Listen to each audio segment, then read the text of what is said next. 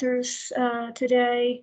But before that, I want to go over some things and then we'll do our updates. I guess I want to remind everyone to sign in with your name if possible in Teams so that we can get your name for attendance if we're calling on you if you have questions. And also we will take questions at the end of the presentations, but you can also use the chat as well. And Brian and I guess will monitor the chat. Okay, so that is our welcome. I just wanted to cover a couple of things that the executive committee has been talking about. First off, elections are coming up for next year. And we did make a change to the bylaws, specifically based on past experience with elections, and I'm not going to read it, and it's actually not on the website yet. We need to get it up there, but it's basically to give us a little more time for nominations and to simplify elections if someone is running unopposed. And I'm encouraging everyone to consider letting a colleague know if you're interested in serving on the executive committee. We don't allow self-nominations, but it should be easy enough for you to let someone know if you're interested, and letting the executive committee know as well. Nominations, we'll be talking about that this afternoon in our executive committee session. The next thing, we're also talking about a possible change to the municipal constituency group, and we'll update you on that after our meeting today. So now we are at the constituency updates part of the meeting, and we're going to start with Brian Embley, our new state GIO. Thanks, Trish. Morning, everybody. A few updates from New Jersey Office of GIS. First, some reminders. Need to remember to do these every meeting, but for the Geospatial Forum, please go to the website and sign up as a member if you haven't already. That gets you in our forum membership database, and we have your contact info. Sign up for task forces. If you want to get on the state email listserv, there's instructions to do that there as well. And also one more plug, shameless plug, if you have authoritative GIS data that you want to share with the whole community, please go to the Engine website and read about sharing there, and shoot us an email and we'll help you get that out. So that's the reminders. A few more updates from our office. So we are about to release another update of our road network and our address points for the whole state. Altogether, about 189,000 features were updated or changed or added in this release. We're processing that now. It should be out within up on the Engine website next few days. Also, we just did a release of the statewide parcel composite. So I'm happy to say we had new features and new parcel layer information from Burlington County, Cape May County, and Mercer County. That's all included in that composite. And then those individual county data sets are available for download as well, if you're interested in those. So speaking of parcels, wow, our parcel map services get a lot of hits. 3.9 million last month. We just got the numbers for May this morning. So wow, that just continues to go up and up. And the next most popular are just the government boundaries, county boundaries, municipal boundaries. You know, we kind of think of them as pretty simple, but 2.9 million requests on those last month. So lots of folks using this stuff. What else? So at the Office of GIS, we continue to do our spring cleaning and cleaning up some of our old map services with old legacy data layers. You can stay on top of that at a page at the Engine website for retired services. I'll put that in the chat. This is what we consider, you know, our first round, and we'll continue to clean up our content. A couple more updates. So if you're a state agency and you use the Esri software contract, Here's an update for you, right? So this is the contract that state agencies use to purchase Esri products and services. It expires at the end of June.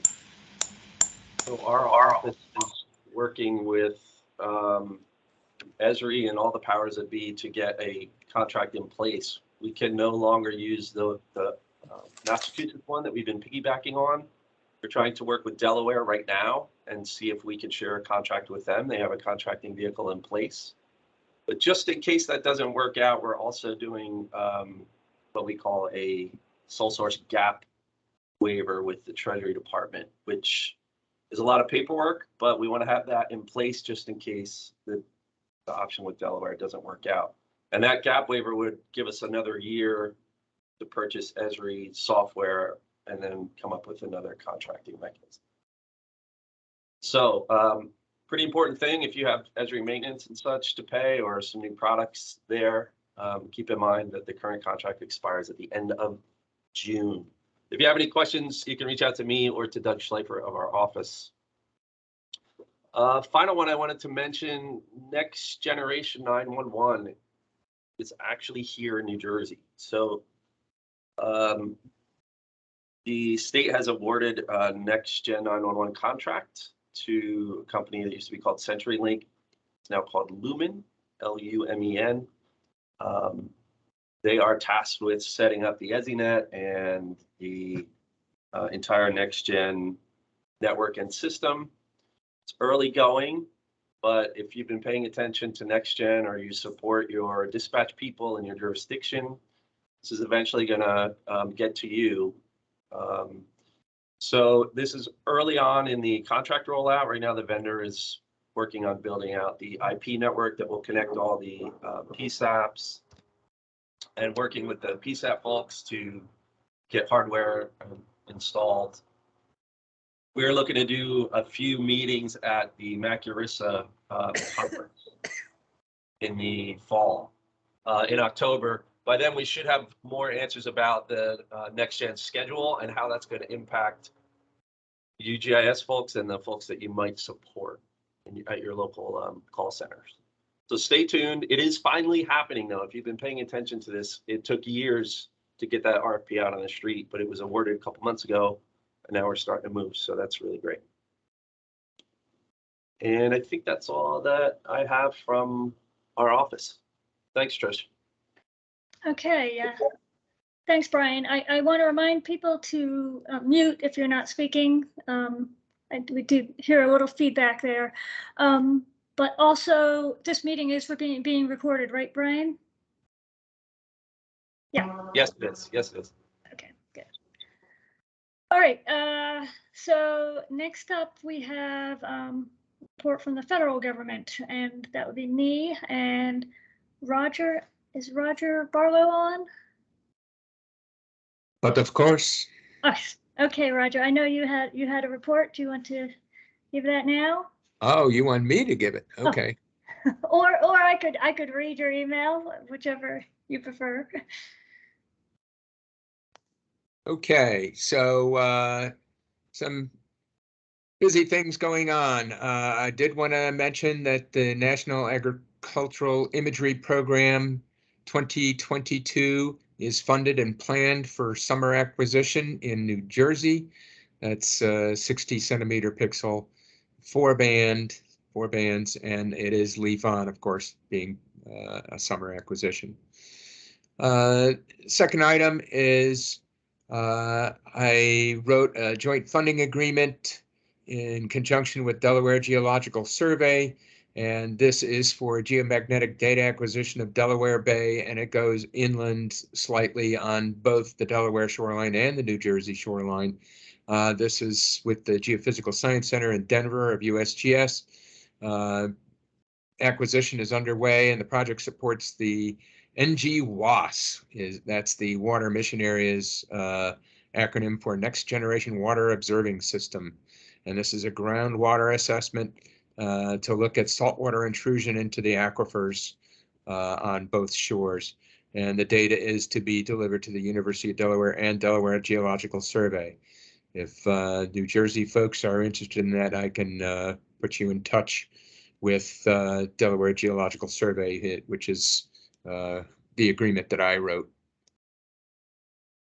USGS has been working with Andrew Lloyd of Mercer County and Andrew Filippi of Princeton Township to provide additional culvert data and small stream data to the National Hydrographic Dataset Stewardship Team at NJDEP.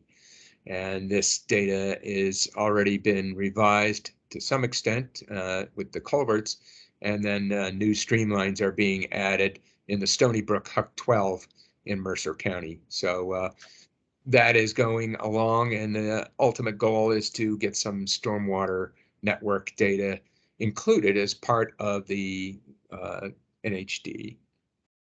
They have culvert backups and flooding that they want to analyze, and they need the connectivity to help with that analysis. Mercer County was the winner this last quarter, and the Board of Geographic Names had 5 New Jersey decisions in their April quarterly meeting, and 4 were in Hopewell Township in Mercer County: Burroughs Brook, Burroughs Pond, Oldest Pond, and Smith Pond. And there was a name change affecting USGS maps to Jetties Pond and Bridgeton Township in Cumberland County. So reasonably busy quarter for geographic names in New Jersey. And then U.S. Army Corps of Engineers, the Topobathymetric data acquisition is still in planning stages. They're making changes to acquisition scope due to fuel price increases. So some or a moderate amount of the New Jersey areas planned for acquisition, which are Thompson's Beach in the Morris River, Brigantine National Wildlife Refuge Area, Green Bay Wildlife Management Area, Sandy Hook, and Stone Harbor are all on the list that were originally slated for acquisition, and I'm not sure which ones will be taken off the list, if any. So I'm in contact with the Corps of Engineers down in Kiln, Mississippi, and I'll let you know when I know what's going on there. And I just had a quick message for Dom, and I hear that the infrastructure group may have culvert information, and I will make the effort to get together with you and see what you're up to. That's what I have. All right, thanks, Roger. Sorry. Wherever I am. Good news about the NAPE and all the stuff going on there in New Jersey. So thank you for that. Next up, I'm not sure, Regional Authority, our MPO representative, Mark Gaddy. I don't know if you have a report, do you? I haven't heard anything. I have my camera on the wrong side here, but I haven't heard anything. If anybody from the MPOs or regional have something to add, I definitely add it at the end of the meeting when there's a chance for that. Okay, great, thanks. All right, and I think Joe Smalley, our county government rep, is not in attendance today. I don't have an update from him. And is Anne Marie Falkowski from state government? I think she's maybe getting married or something. I remember something about a wedding coming up, so I think she's not on today either. So we will go down to the land surveyors. Gary, if you have anything to report, let us know. I don't think you did not send me anything, so I think we're good there. And then David Tulloch for education. Nothing to report. You do have a report? No, nothing to report. Okay, thank you. And just so you know, anyone who's a member of these constituency groups can contact their rep on the executive committee between meetings and let us know if there's anything you want to report at this meeting. And then next up is Tanya Nolte with the NGO, non-governmental organizations group. I think Tanya said she had a quick update, but that might be for the task force. I don't know. Yeah, it's for the task force. Okay, all right. And then our private sector representative is Kaylin Doherty. Kaylin, I didn't hear from you, so do you have anything to? No update from private sector, but I'm sure others will bring it up. I just wanted to encourage everyone to submit abstracts for Maculissa in the fall and consider attending Maculissa in the fall. Be good to see everyone. So I just wanted to throw that in there, but no other private sector updates at this time. Yeah, thanks for the plug for the Maculissa meeting or conference. Our next forum meeting will be at that conference in October in Atlantic City. So it'd be great if we get lots of submissions for that conference. Is always well run. So everyone's encouraged to consider that. And then our last constituency group is the municipal government. We have a vacancy there, and as I mentioned earlier, we'll be talking about that this afternoon in the executive committee meeting. Next up are our task forces, and Roger already gave our elevation. Oh no, he didn't have any updates for elevation task force. I'm sure he will let us know if he has anything. Unless John Tarosky has a late-breaking story to add, I have nothing. Okay. I don't know if John is on, but we'll let him jump in if. Don't have any updates. I mean, we're still would like to do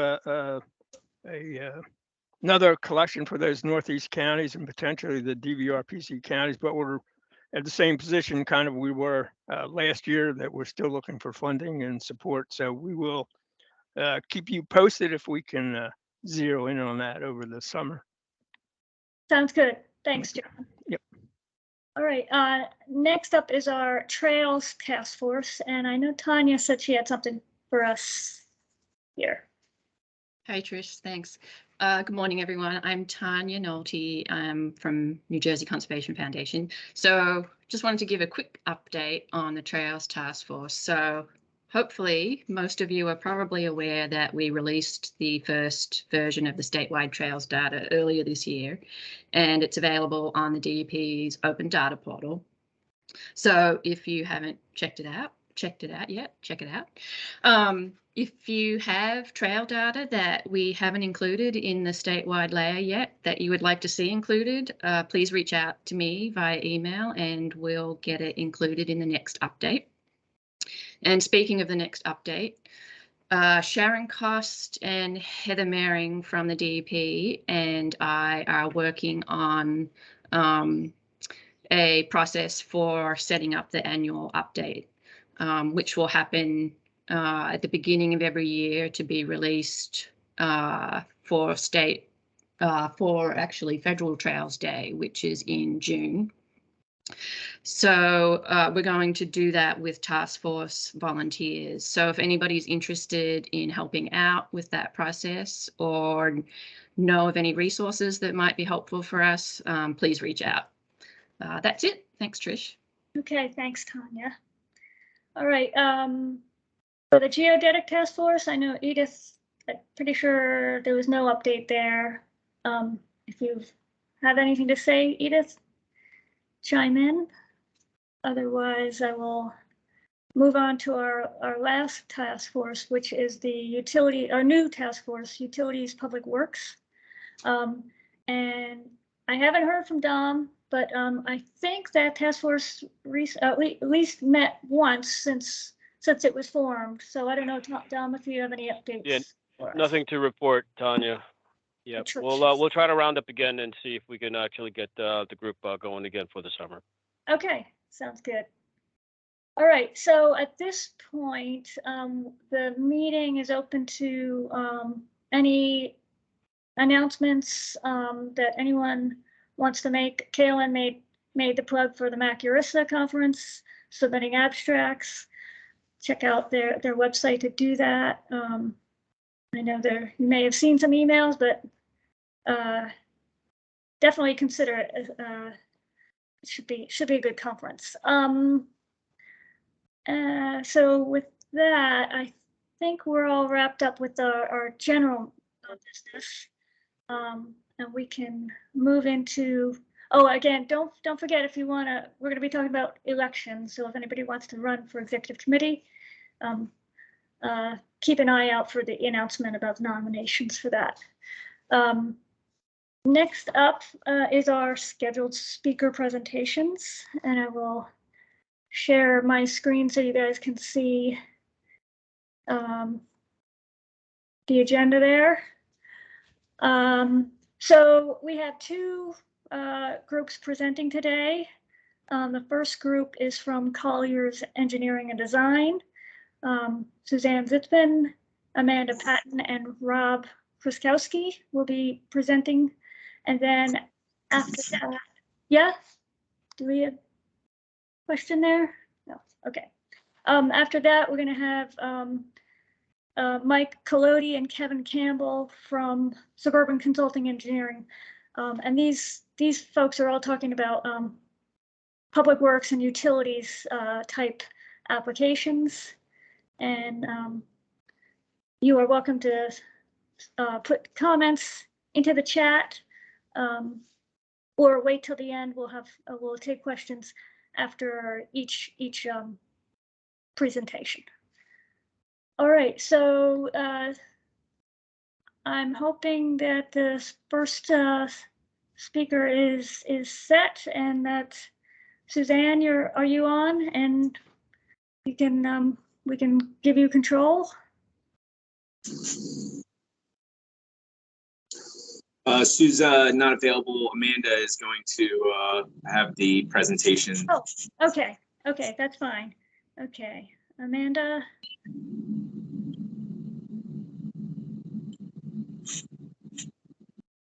Okay, looks good.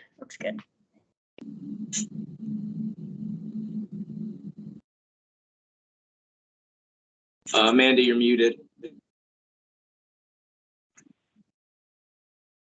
Yeah, we don't hear you.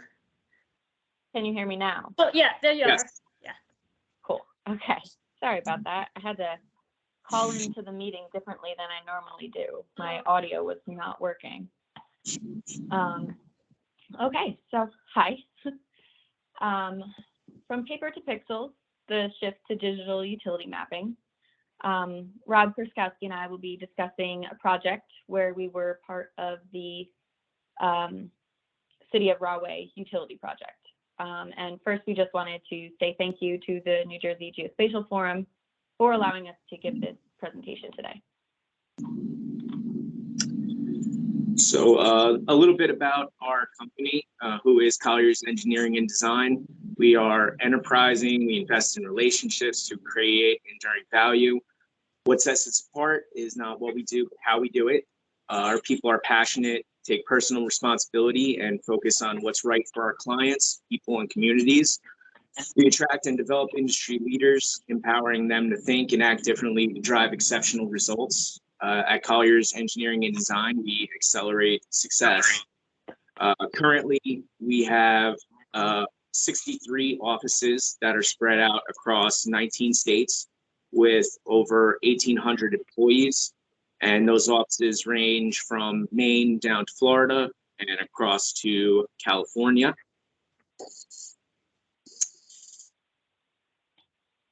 Next slide, Amanda. Okay, just a little bit about ourselves. Again, my name is Amanda Patton. I am a senior GIS specialist at Colliers Engineering and Design. My expertise includes creating and maintaining GIS geodatabases, managing parcel data, implementing utility data sets, and managing replicated databases for multi-user editing. And I did a lot of the field work for the project that we're going to be talking to you about today. And my name is Rob Kruskowski. I'm a senior web GIS specialist. My expertise include configuration and deployment of enterprise GIS systems, web and mobile-based mapping, configurations and training, field collection management, and I have previously had 10 years of experience working for North Brunswick Township in the municipal government realm. For this job, have played a big role in helping the city configure and deploy their enterprise GIS portal, also set up and configured the different web maps, applications, and workflows that were utilized for the field collection efforts.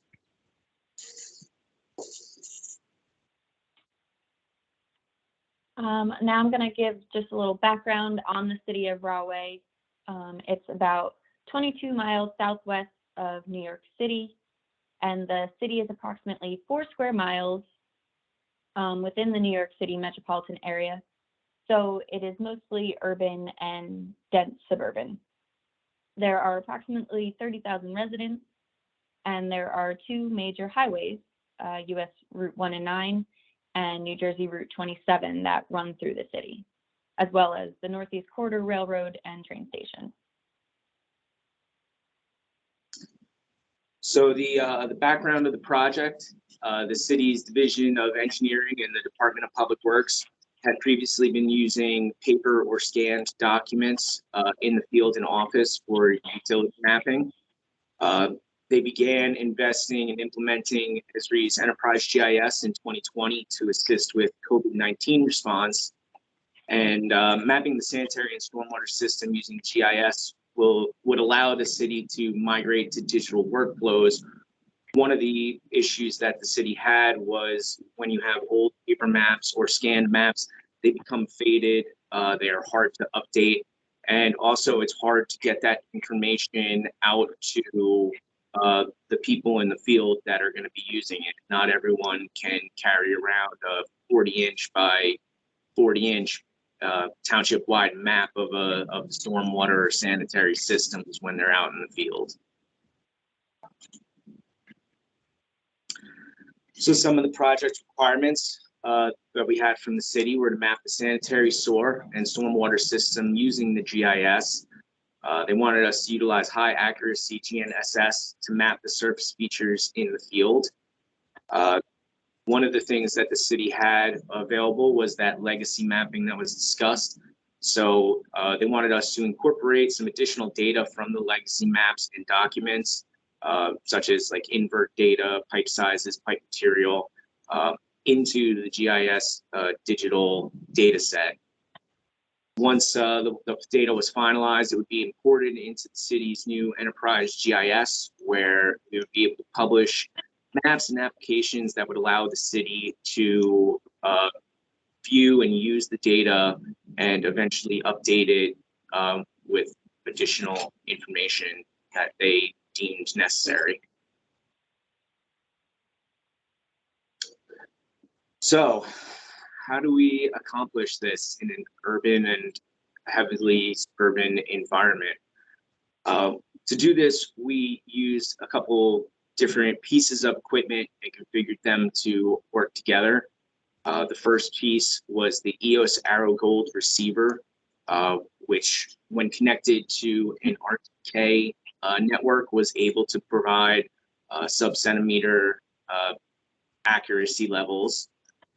We use that in conjunction with an Apple iPad as the smart device that we would use as the user interface. We decided to go with the Apple iPad because it's a little bit more advanced when it comes to the Esri applications. Typically, when Esri releases updates, they release them in iOS first, and then Droid and Windows later on. So having an Apple iPad meant that we would have the most up-to-date applications that we were using in the field. To accomplish collecting data in a safe manner, we also implemented and deployed the Pulse Laser 200X. This was so that we could collect offset data and collect data in the field safely. Some of the mobile applications that we use, the EOS Tools Pro is basically the smart device end of the EOS Arrow Gold receiver. Then we used several Esri ArcGIS applications. Field Maps was our collection unit of choice. We used ArcGIS Online, ArcGIS Workforce, Tracker, the dashboard component to assist in analyzing how much we had accomplished. the Survey 123 component we used in conjunction with the field maps to do outfall inspections for Tier 4 permitting.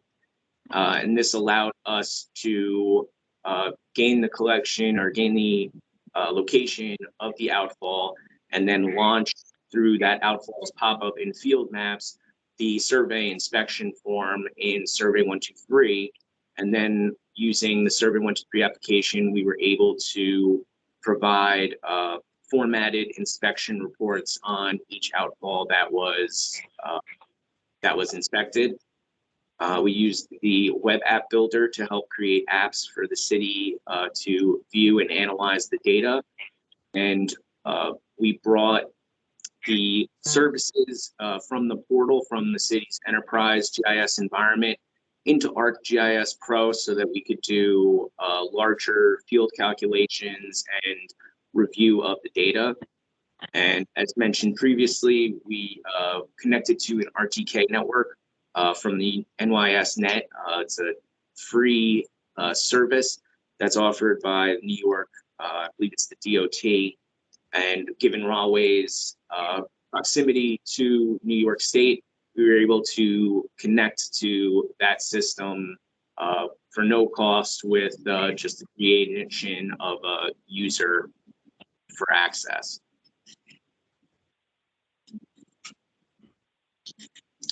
So the project resources,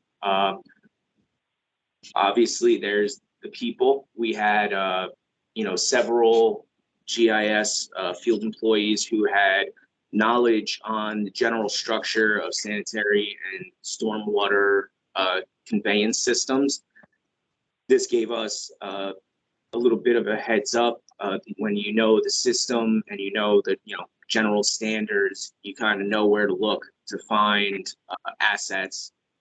The legacy maps and information that the city provided for us kind of gave us a starting point of where we could expect to find assets, and also kind of helped us fill in the gaps when there were questions about where systems went to. And the GIS data that we had available to us after we started collecting, you could see out in the field as you're collecting where the pipes are pointing to, so you would know where to kind of look in the general direction to find assets.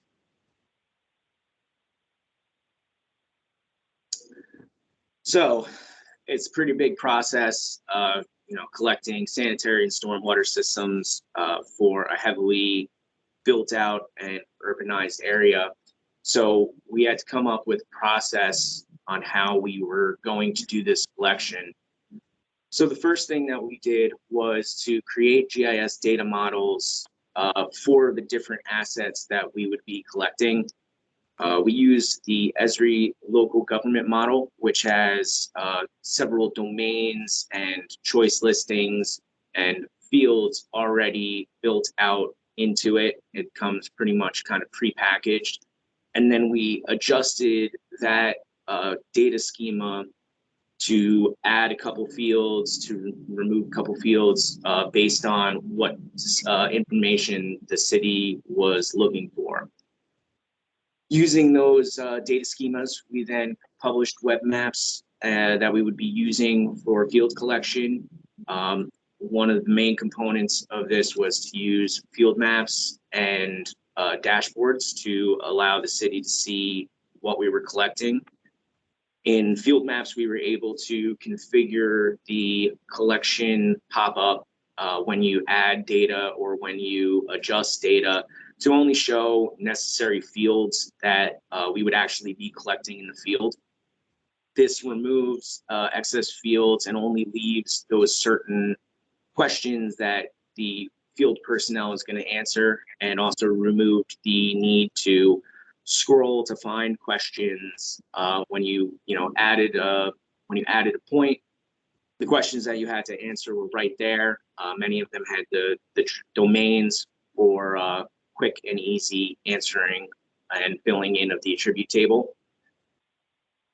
In order to keep track of where we had gone, we got an additional Arcgis Tracker license from Esri, and that allowed us to kind of keep track of what areas had been covered by our field crews.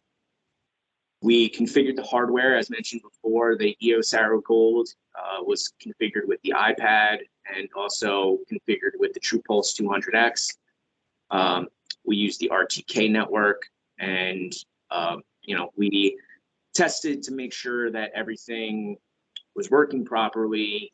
That was, step 4, make sure that the accuracy levels were where we needed them and that all the equipment would work without any kind of issues. So then once we got our, kind of back-end system set up, we had to figure out how are we going to do this? It's a big town. How are we going to start? Are we going to have multiple groups start in the same area, or have them start on separate ends of the town and work their way towards the middle? And then the last step was to prepare the project status dashboard.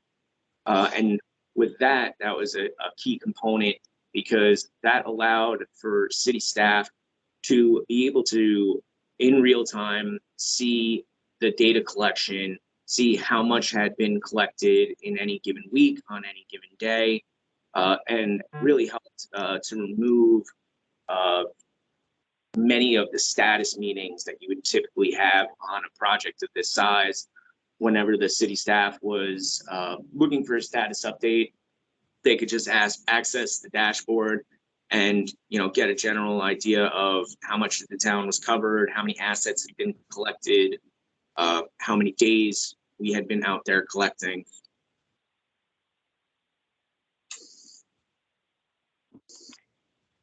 At this point in the project, we were ready to begin the field data collection.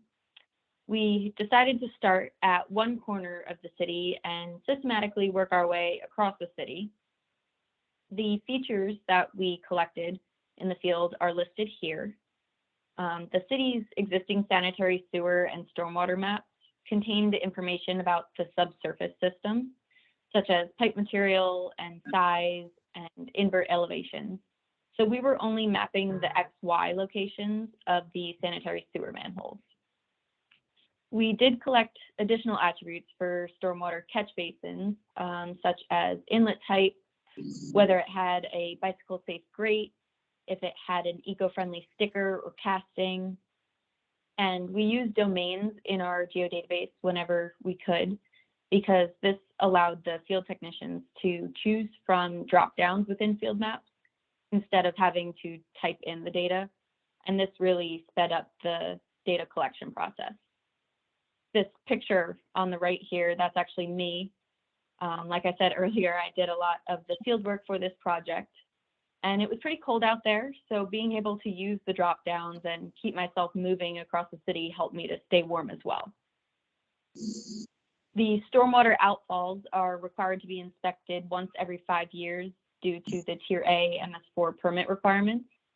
So as Rob kind of mentioned before, we created an outfall inspection form within Survey 123, and we use Survey 123 for inspections that require some more complex questions, and photos can be tied to the specific responses, and it allowed for some additional functionality beyond what could be collected within the Field Maps app. The Survey 123 inspection results are stored within the GIS geodatabase and linked to the outfall locations in a related table.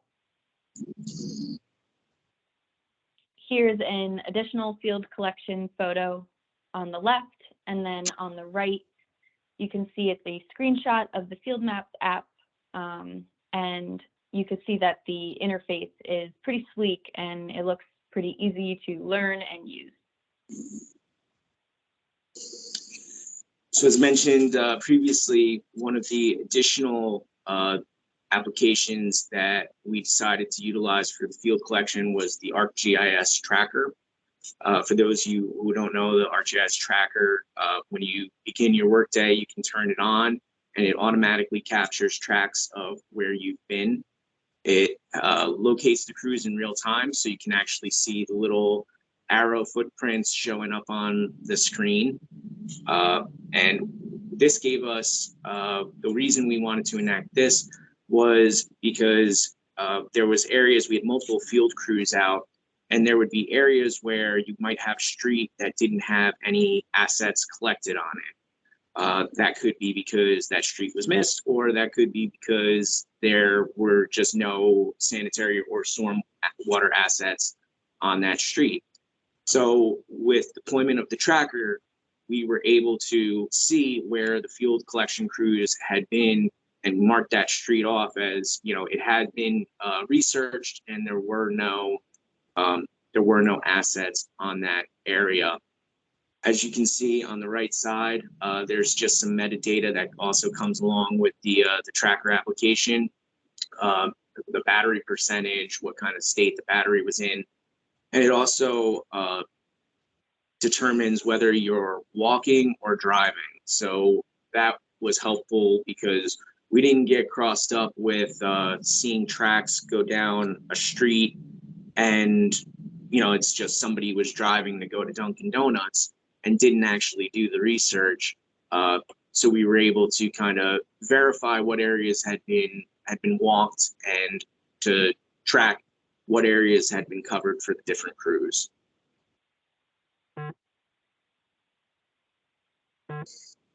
As I mentioned earlier, Rahway has two major highways that run through it, Route 27 and Routes 1 and 9. And for those of you who might not be familiar with the area, Routes 1 and 9 is actually the convergence of two major highways as they run through this area. So it's pretty busy, high traffic area.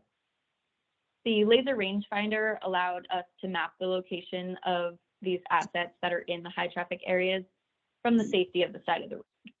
And the health and safety of the employees is Colliers Engineering and Design's #1 priority, and it's one of our core values. There are a number of options for how to collect this offset data with the laser rangefinder, and the results are transmitted via Bluetooth into the Field Maps app and GIS data. I don't know about you, but I don't want to be playing Frogger to get across 8 lanes of New Jersey traffic.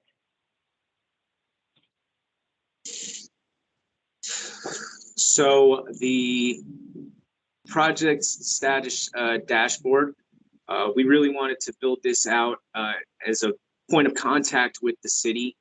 We used the ArcGIS dashboards application in order to configure it. This allowed our project manager and client to monitor progress of the field data collection in real time. And it was an interactive map view with graphics and metrics. So as you can see, there's different bar graphs that show the amount of assets that were collected on any given day. You can pan around the map and click on the different assets to view the attribute information. And it really just assisted us in limiting the time consumption of having, you know, bi-weekly or monthly status meetings with the client to see, you know, well, how much effort did you put in? How much did you work on it? How many assets were collected? At any time, both the project manager and the client could sign on to the dashboard and in real time see and analyze what had been collected and what the status of the project was.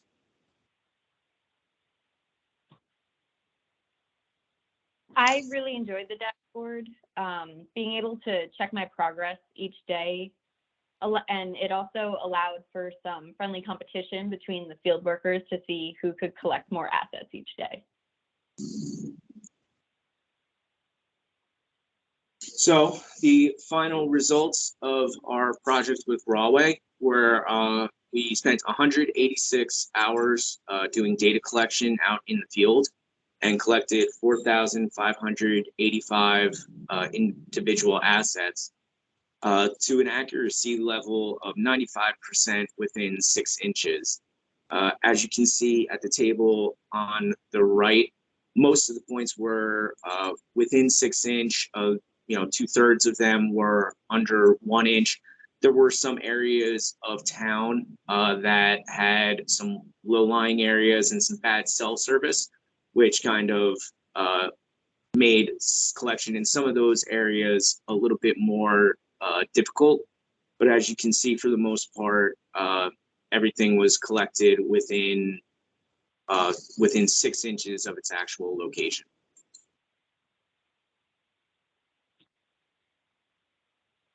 Here are some of our key takeaways from the project.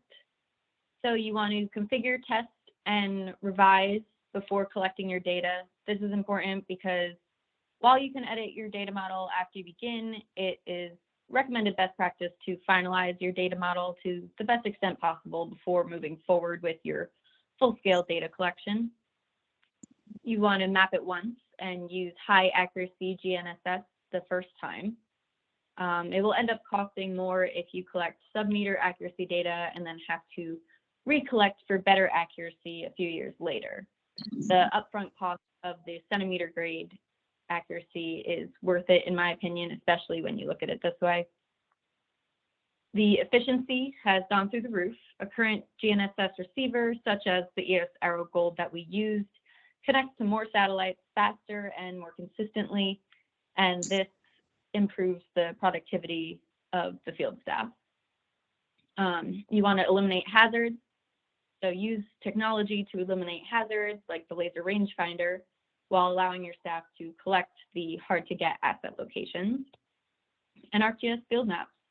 I think that it's an improvement to Collector, and I'm really excited to see all of the future advancements that come with field maps.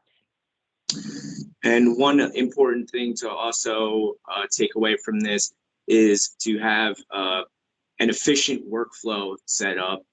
The Esri applications in general work very well with each other and can be configured to work with each other. And streamlining that workflow, limiting the number of fields that are shown in the pop-up to only those that you're actually going to be collecting on, having domains associated so you don't have to type in answers, you can just select them from the list, really helps to speed up field collection of data. And when you're collecting 4,500 assets, if you can save a minute or 30 seconds on collection of each asset, that really adds up in the long run to a decent amount of time.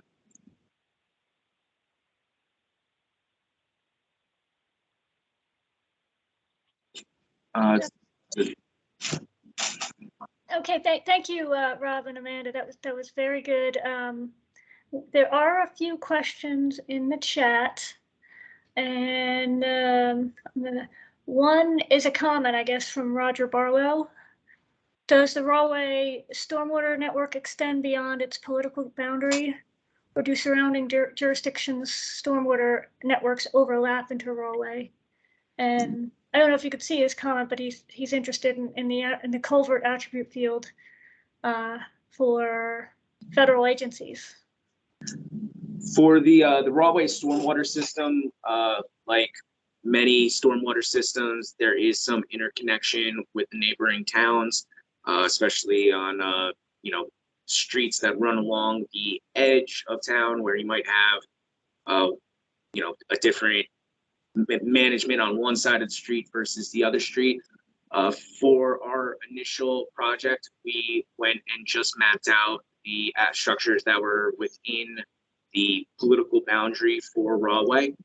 And the culvert attributes, we used essentially like the Esri local government model and basically got kind of general information on the culverts, pipe material, height, width. And I think that was pretty much it as far as the culverts go. Okay, maybe Roger, if you could follow up with them if you have more questions for them.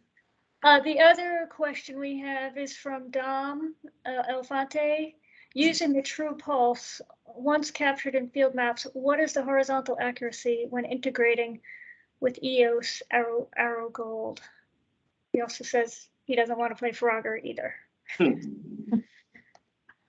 So I don't I remember the exact numbers for the horizontal accuracy, but I know that we did test it out a few times with some assets that were not in the middle of the highway.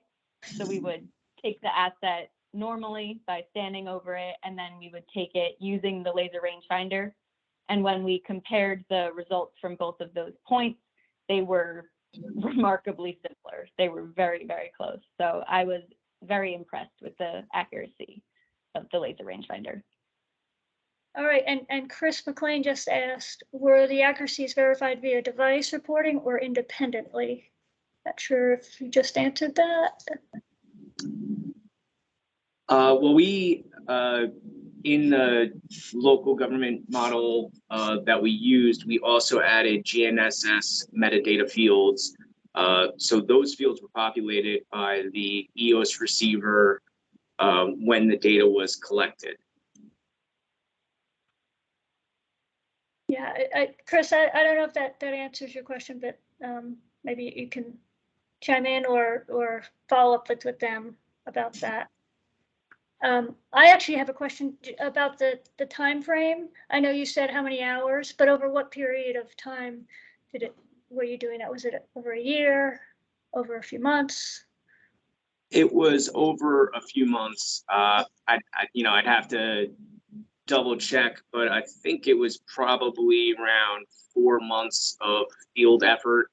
It wasn't, every day necessarily. There was weather dependencies, and also, we might work one day on it a week and then have 2 crews go out for 2 days the next week.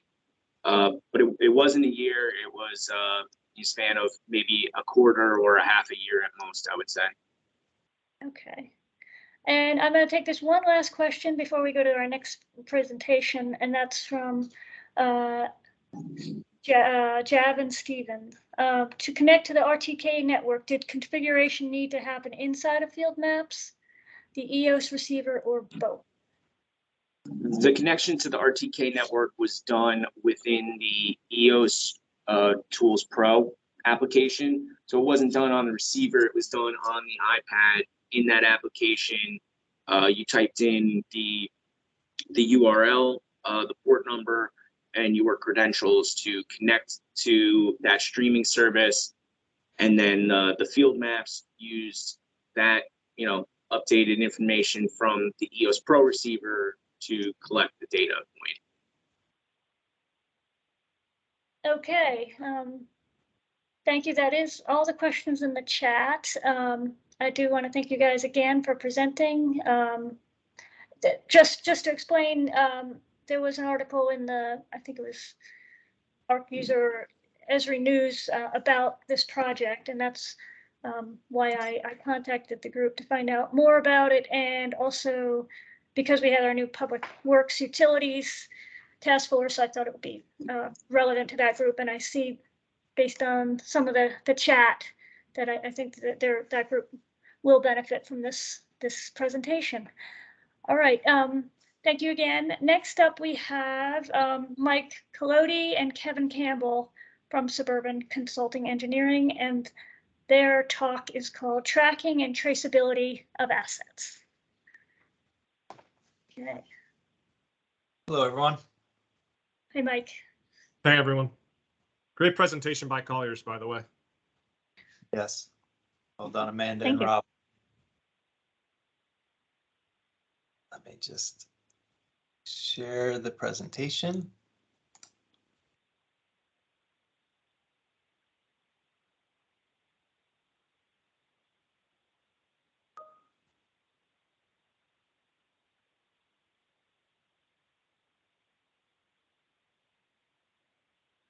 All right, it's just taking a second to load, and then we'll be good to go.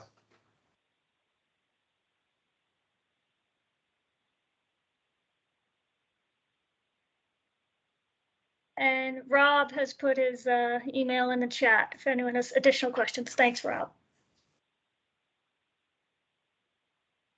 I just started using PowerPoint Live and Teams for presentations, which is pretty useful if anybody has not used it before, you may want to check it out. So are you able to see the presentation now? It's coming in Yep, there it is. Yep. Excellent. All right.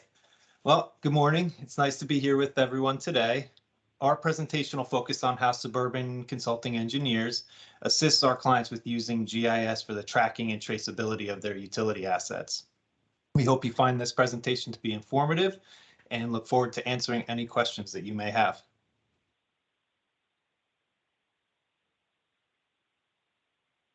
Kevin and I will be co-presenting today. Kevin is a principal and client development manager who's been with SE for over 12 years. Kevin obtained his BS in civil engineering from the College of New Jersey, and he started his career as a project engineer and became SE's natural gas department manager before transitioning to his current role. My name is Mike Colliers, and I am SCE's department manager. I've been working in the GIS field for about 18 years and recently joined the SE team a few months ago. I graduated from West Virginia University with a degree in geography and a focus in GIS. And similar to the previous presentation, I really like to focus in web and mobile GIS and integrating GNSS technology to help collect these assets in the field. I'm going to turn it over to Kevin for 2 slides here to talk a little bit about Suburban Consulting, and then we'll get into the meat of the presentation. So Suburban Consulting Engineers was founded in 1986, mainly as a civil engineering firm. Our office headquarters is in Flanders, New Jersey, but we've been doing business throughout the eastern United States as well as in the Northwest for several large utility clients. Suburban's about 160 employees now. Spread out amongst 4 main office locations and several field offices throughout the country. Our main strategic plan over the last few years has kind of developed into serving utility companies. We do a lot of natural gas, water, wastewater, municipal, so kind of right in line with a lot of Colliers clients, mainly focusing on both civil engineering, but we've expanded significantly in our GIS services over the last few years. Suburban's core values really just focused on exceeding client expectations. We focus on communication, being proactive. We really focus on taking care of our employees with professional development. And ultimately, employee care really leads to client care. So just a quick introduction to Suburban real quick. Thanks, Kevin. It looks like, just seeing in the chat, that there may be some issues viewing the slides. Are the slides coming through for everyone, or? So this is Brian. I had to leave the meeting and come back in, and now I see the slides. Okay, good. I don't know what happened. Thanks. Good. I think we're good then, Mike. Okay. Thanks for the heads up on that. Appreciate it. All right, so today's presentation will be focused on these 3 main topics. First, we'll give a brief overview of some of the federal and state regulations that apply to the various utilities, including natural gas, water, wastewater, stormwater, and electric. Second, we'll talk about some of the challenges that these utilities face and discuss how GIS and GNSS can be used to solve these challenges. And finally, we'll give an overview of SCE's enhanced GIS program that was developed almost 10 years ago for our natural gas clients. So let's get started.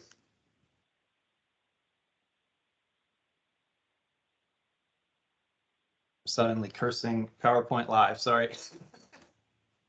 All right. So recent state and federal regulations have changed the way that many utilities manage their assets and infrastructure. Most of these regulations stem from safety incidents that impacted the lives of customers and citizens or caused significant damage to property.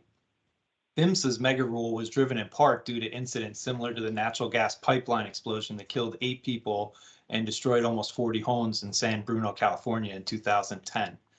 Concerns about water safety were elevated in New Jersey following the Flint, Michigan water crisis, and New Jersey's Water Quality Accountability Act followed soon thereafter. Negative environmental impacts related to stormwater discharge and pollution helped drive the EPA's MS4 program and the NJDEP's requirement to map the location of stormwater outfalls. The objectives of these regulations really boil down to requiring utilities to provide reliable, traceable, verifiable, and complete digital records of their utility system, including installation and maintenance records. As many of today's attendees are aware, GIS is an excellent technology that can be used to address these requirements and regulations. Utility infrastructure is spatially located on the Earth, and GIS and high accuracy GNSS is perfect for creating an accurate digital inventory of these utilities. Advances in hardware and software now allow us to map these locations to centimeter grade accuracy, use barcode scanners to automate attribute creation, track people with tracker, and track people and equipment in real time, and so on.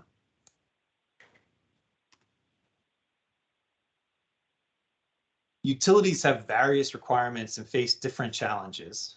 Many organizations have longtime employees with a wealth of institutional knowledge. GIS provides a system of record that allows these utilities to transfer and memorialize this knowledge for the benefit of the organization.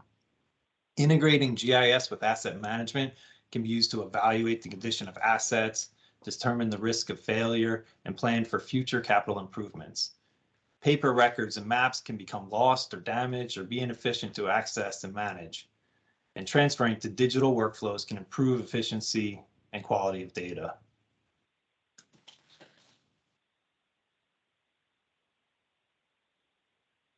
Utilizing GIS can help improve the environment and quality of life for people. For example, municipalities can isolate potential connections to stormwater systems when they have a complete digital map of their system. Water companies can respond to main breaks faster when they can quickly identify valves to close in the event of a break. And complying with these regulations is not only the right and responsible thing to do, but organizations can avoid costly fines and penalties when they are proactive. Improved efficiency resulting in reduced operating expenditures can be realized when organizations optimize their operations with the help of GIS.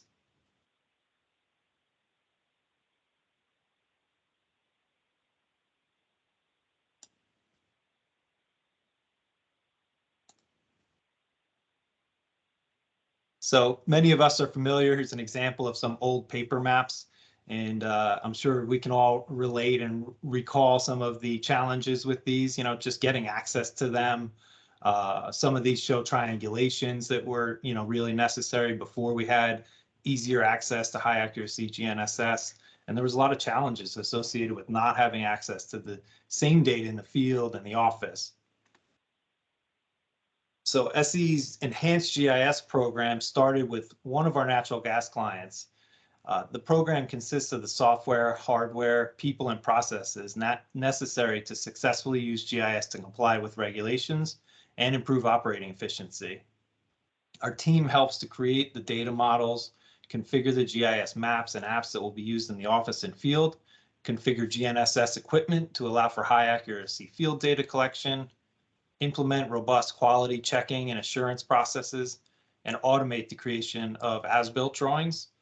We're also able to transmit final data and project deliverables to our clients and provide end user training and more. So this is a full package that we're able to utilize to assist, to help utilities assist with managing.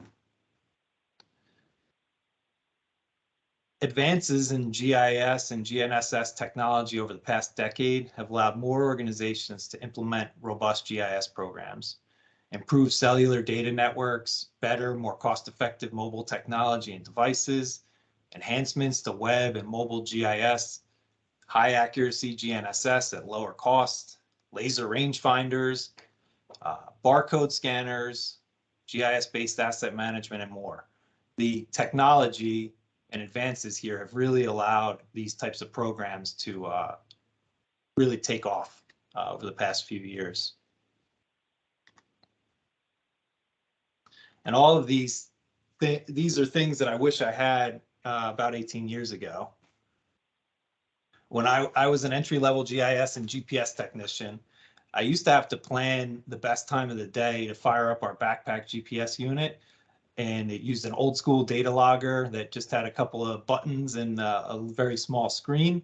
And I had to hope that the atmospheric conditions were good enough to map a point with maybe 3 to 6 feet of accuracy. And once we collected the data in the field, if we were lucky, we had to bring it back in, post-process it in the office, and then upload it into our GIS. So these advances in GIS technology that we've been talking about today have really improved the process of mapping high accuracy data in the field. Today's centimeter grade GNSS equipment is affordable and it's able to use satellites from many different constellations, including GPS, GLONASS, Baidu, Galileo, and more. Bluetooth receivers allow us to collect data with GIS mobile applications, and these data can be integrated directly into the GIS. The end result is that we're able to collect high accuracy GIS data faster in the field. SE is a Esri Silver business partner, and we typically develop our solutions based on their software suite. Our track and trace program can be deployed from ArcGIS Enterprise or ArcGIS Online, and we incorporate the various web and mobile applications that you see here on this slide.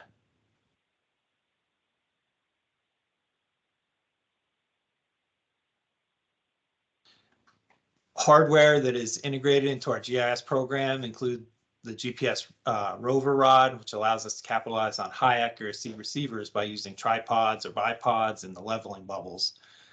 When I was collecting 3 to 6 foot accuracy, it didn't matter if I was holding the GPS a little bit crooked, but if you can get something to centimeter or sub-centimeter, you want to make sure that your antenna is straight and level. The laser rangefinders that we learned about earlier integrate directly with the GIS mobile apps and allow us to map the location of assets safely from a distance by eliminating some of the hazards. As Amanda and Rob mentioned, it's handy near busy roads, steep slopes, busy sites, and more. The GIS data and maps can be viewed in the field or office from mobile devices, smartphones, field laptops, and desktop computers. The great thing about new Enterprise GIS and ArcGIS Online is that everybody can be looking at the same data, same maps at the same time. The solution is flexible and scalable to meet unique requirements that are, client or project specific as well.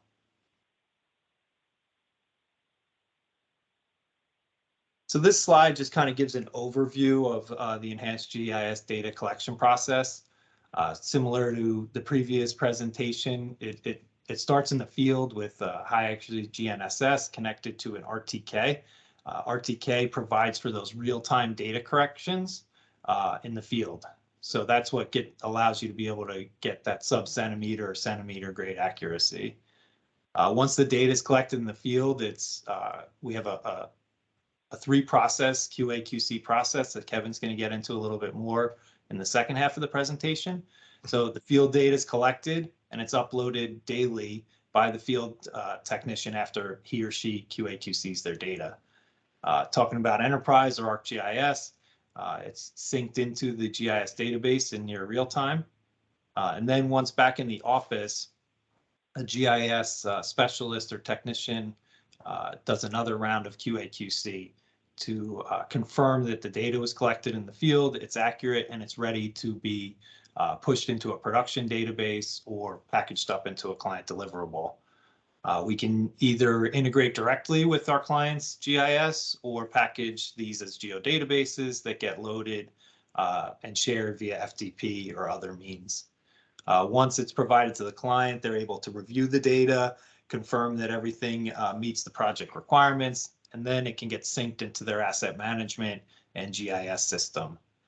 Once that process is complete, as we can see here in the bottom left, it's available throughout their organization and can be used in their daily operations. So here we start to focus a little bit on natural gas. And for our natural gas clients, we utilize Esri's UPDM, the Utility Pipeline Data Model.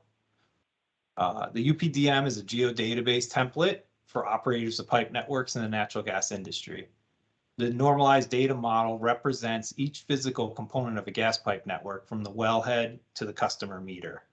It utilizes Esri's utility network, and the goal of UPDM is to make it quicker, easier, and more cost-effective for gas companies and pipeline companies to implement GIS, including a track and traceability program. We typically leverage Esri's data models and solutions when they're a good fit for our clients' projects. So Esri's done a lot of research and figured out what different utilities and clients need, and then they've built some of this into their data models, which they continually update.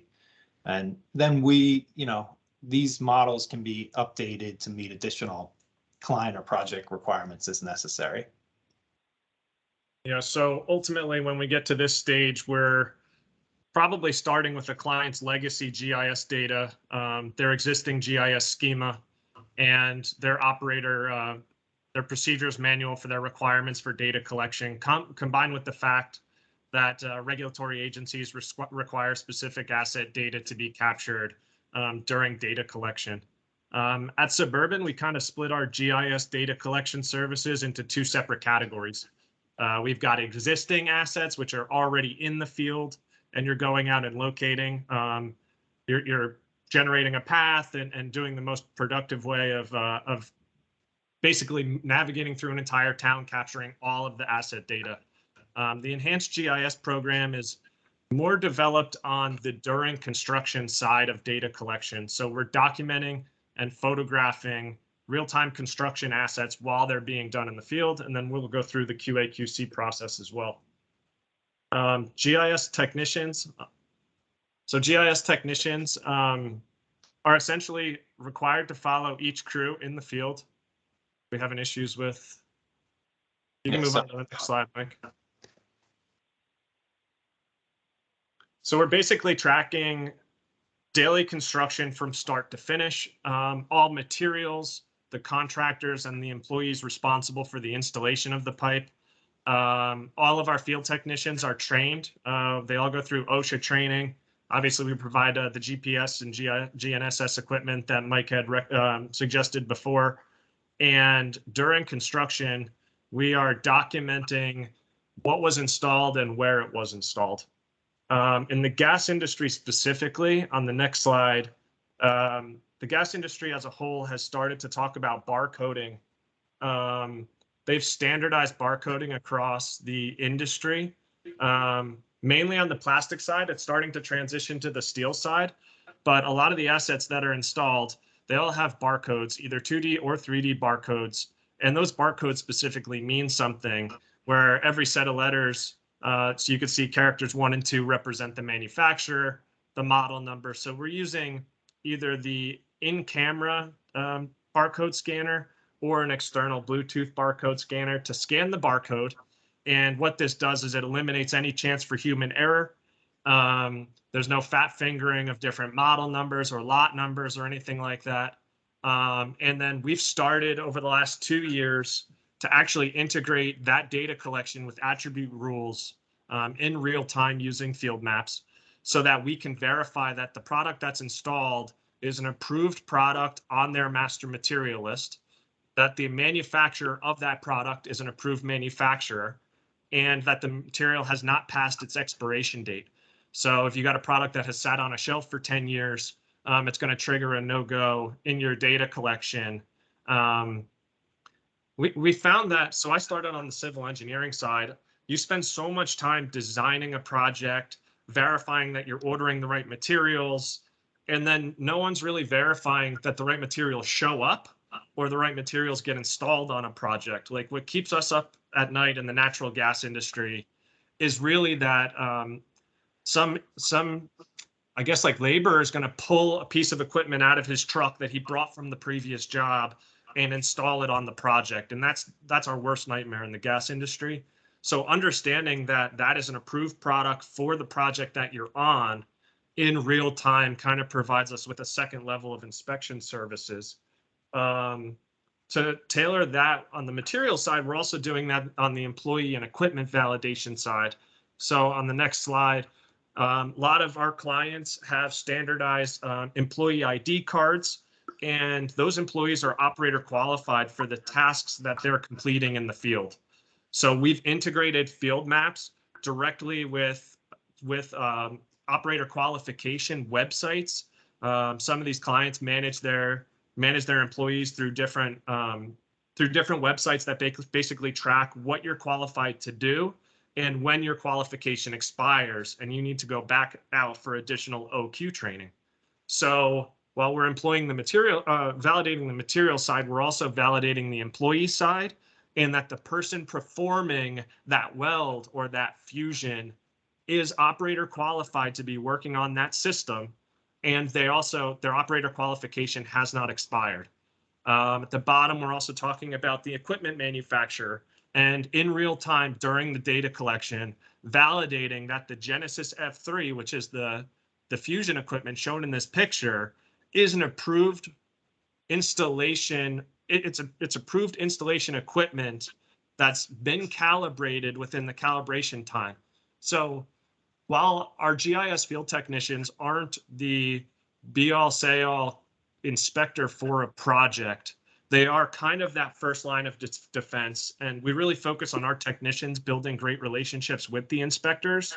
So we're just an extra line of defense when it comes to either material, employee, or the equipment being used during the installation process. So after the data is captured, Mike mentioned that it goes through a pretty vigorous QA/QC process. In the field, we have conditional formatting for all of our data collection. It's customized schema, but then also behind the scenes, there's a lot of commands running to validate that all the fields have been captured correctly. We're not missing anything. And the field technician is responsible for QA/QCing their own data before it even goes to the office. Utilizing data reviewer, we provide custom scripts in the office as well. A lot of the GIS people recognize the right side of the screen with a bunch of the different scripts that you can run, but we have thousands of these scripts that run on a daily basis to validate the data that was captured that day. All data, once it completes the automated process, still goes through a manual process from an SCE GIS analyst that has field experience, has gas experience, understands what they're looking at, and is reviewing the results that are spit out by data reviewer. Ultimately, that data meets our QA/QC standards. It's submitted to the client. The client also completes their own QA/QC of the data, and then ultimately imports that data into their GIS system through an alternative bunch of ways that Mike defined. At the end, we provide data capture reports that show, I'm going to show dashboards in a second, but it's essentially the metadata for the accuracy of all the data that was captured. So you're validating that every asset was captured using sub-foot or sub-6 inch or sub-centimeter accuracy. And from there, the office staff knows how to handle that data and how to rely on that data and its accuracy. So this is kind of one of our biggest projects that we've completed to date. This is a natural gas regulator station that was completed in Virginia. Everything comes in some centimeter accurate in the state plane coordinate system that's required by the client. Not state plane, but in any coordinate system required by a client. And what was kind of exciting about this project is that we didn't have the satellite imagery. So we had all this data come in, and then 3 months later, the satellite imagery got updated, and we were able to overlay that with our data. This site alone, I think, had 6,000 assets, 6,000 or 7,000 assets. I think it was about 5 gigs worth of photos associated with all of those assets. And everything in this station is full sub-centimeter accurate in X and Y, and sub-3 inch accurate in Z. So that's just to kind of show you the scale of some of the projects that we're looking at. Using this GIS data, one thing that Esri and AutoCAD have been working on very recently has been automating as-built drawings. So utilizing the GIS data, we can back into paper as-builts. Typically, our clients are used to completing service cards front and back, main cards front and back, and then I'm going to get into the Maximo integration or asset management integration, but this was all a manual process before. So you would complete the whole front of the card in pen. You would draw up the drawing on the back in pen. That would have to go back to the office. It'd have to be added into their asset management system. It'd have to be added into GIS, and it would have to be drawn geospatially accurate in GPS based on a few limited measurements that were supplied by the field. that leads to a lot of requests for additional information, RFIs, which basically require your GIS department and your field crews to go back and forth to validate whether data is accurate or not.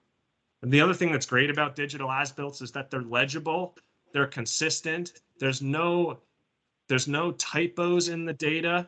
When you type in the address, it automatically adds the address to 7 different spots that the address is required. And it's fully customizable for whatever our client needs and whatever individual stakeholders on that project care about. I touched on, yeah, go ahead. I'm just going to stop sharing and share regularly. I think it's going to help. Some people seem to still be having problems viewing the slides. Okay.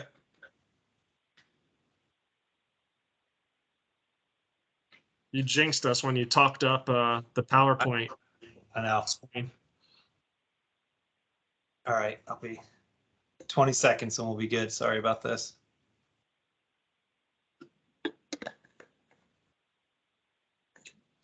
Yeah, it's just so funny in specifically the natural gas industry, because that's where my main experience is from, but really in the utility industry as a whole, there's just this mentality of like, we've always done it this way and it's always worked. And it's like, well, that's great until you realize that there's a much more efficient process out there. Automated integration, automated drafting, all of that. So we're still really doing paper as-built. Honestly, for the old school guys that still want to see a paper as-built, the intent of this program is probably over the next 5 to 10 years to not even need a paper as-built unless a client really requires it. So on the next slide, I'm going to talk about Maximo, really just asset management program integration. So in this program, basically we take the GIS data that we've captured in the field and automate that and integrate that with whatever asset management program is going on. So clients have different asset management programs. They might use Maximo. They might use a similar program to that. So what we're doing is we're taking that field data collection, exporting it directly into their GIS system, and then also exporting that directly into whatever asset management program they utilize.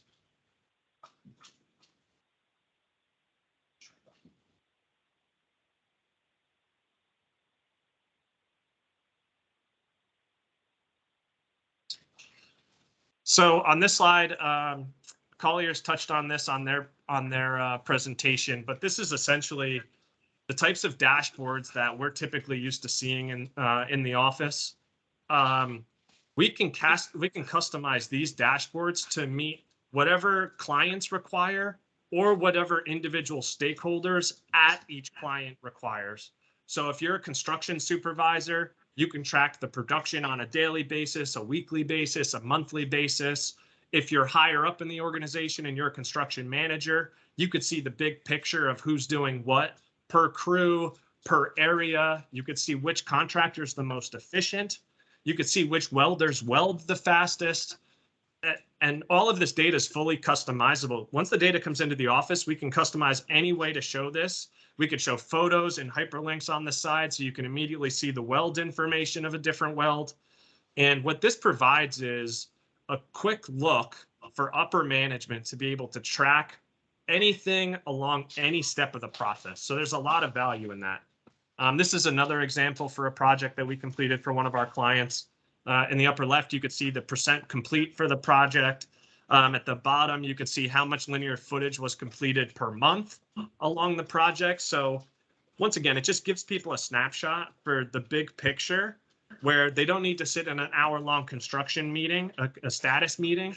They can look at this dashboard on a daily basis or a weekly basis and be educated enough to know where projects are and to know where projects are going. I mean, that's the real value in this.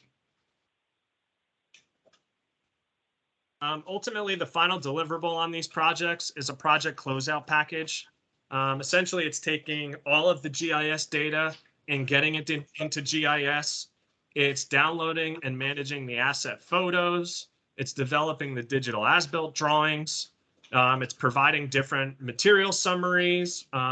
Those material summaries can be used to validate against the contractor invoices. So when a contractor submits an invoice that they want to get paid for 4,000 linear foot, you can validate that it really 4,000 linear foot was installed, and it was installed on GIS. We track the material test reports for every material, and we include that with the material with the GIS data, as well as pressure test charts. We include inspection reports. I'm sorry. And as I mentioned, all of that goes out to individual stakeholders with different dashboards and customized reporting. So this is really like the holy grail. This is the final deliverable at the end of a project. Just to kind of throw our last slide up here, there's a lot of benefits of a track and trace program. It's accurate, it's efficient. Can you go down through the rest of them, Mike? It's improved data quality. It eliminates human error. It's transparency and data availability to upper management and to middle management. It's just so much more efficient than the current process that's being utilized by a lot of our clients that are looking to get into a system like this. And what's really important is that these utility industries need to understand that this is coming, whether they really want it or not, because there's so many regulatory agencies that are requiring this. It just leads to a much better and more efficient process as a whole. And as I mentioned earlier, I've been with Suburban for a few months now, and everything we do is very similar to what I've done throughout my career, with the exception of natural gas. And I've learned so much from Kevin and our natural gas GIS team, and really interesting and innovative things that they're doing for natural gas clients, that we're looking at ways to incorporate some of that into some of the other utilities that I was more familiar with. Yeah, I mean, So my experience is the natural gas industry, but really this is scalable for any asset, for any client. This could be street signs. This could be storm and manhole. This could be sanitary. We're starting to do this for some of our water clients that are kind of progressive and seeing the big picture and seeing where the regulatory requirements are going. So really this is scalable both up and down for how much data you want to capture versus how much you want to invest in the data capture process. So it's really just fully customizable to meet any client's needs. So that's it. Does anybody have any questions? Were there any in the chat? Okay, thank you guys. That was great. I don't see any questions in the chat, but thanks for putting your email up there. You might have some questions afterwards. Yeah. I think it's pretty cool what you did. Some really heavy duty stuff, especially with respect to the QA QC and how that goes, and a little bit of a historical context, how you used to do things, how people like to do things the way they always did them, and how you're moving toward new ways of doing it. But all good stuff, and I think it was a good compliment to the other presentation, which was talking about a specific project, but this is kind of broadening that out. Yeah, absolutely. Yeah. We'd like to thank everybody for their time, NJGF. Thank you so much for having us. I know both of the presentations were kind of repetitive because a lot of the industry understands that everyone is going in this direction and that the regulatory requirements are going to require this in the near future. But similar presentations, kind of different thought processes. We all use different equipment and different recommendations for how to tie things together. So yeah, it's definitely where the industry is going. We went out to a conference and specifically in the natural gas industry, it really is the talk of the conference. Everybody knows that this is where it's going. There is one question in the chat there. Is barcoding of devices? Do you know if barcoding of devices is spreading to other industries?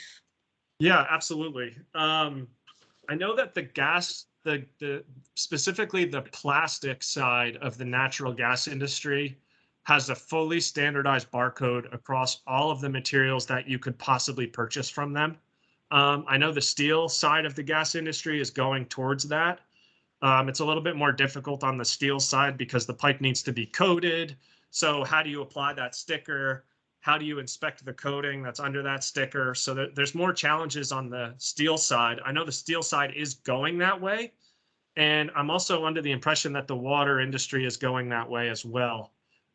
Whether it's supplied from the manufacturer or whether you do a client-specific barcoding program, you could do that as well. We've teamed with a company called Zebra Technologies. They do customized barcoding for different utility clients. So even if it doesn't come from the manufacturer with a barcode, that doesn't mean you can't set up your own internal barcoding database and be able to use that in the future. Yeah, like hydrants are getting barcoded more. We have one client that generated their own customized barcoding for hydrants, and they stuck a sticker on every hydrant so that when you go back to do that 5-year inspection, you don't need to know which hydrant you're at. You just scan the barcode. It automatically brings up the right survey 123 form. So I think if anyone could just take away anything from this presentation, it's that there's a lot of technology out there to make things more automated, more efficient. And the industry is going this way. And it's really just, as a consultant, it's our job to educate people on what is coming and how to make their companies more efficient. Great. Thanks again. Thank you to everyone who all the presenters and the audience. And I am gonna, I guess we've got some time. I'm just gonna make a plug for our next meeting, which is October 14th at the Accuracies conference in Atlantic City. And we will be there in person for the first time in a few years. So I hope to see everyone there.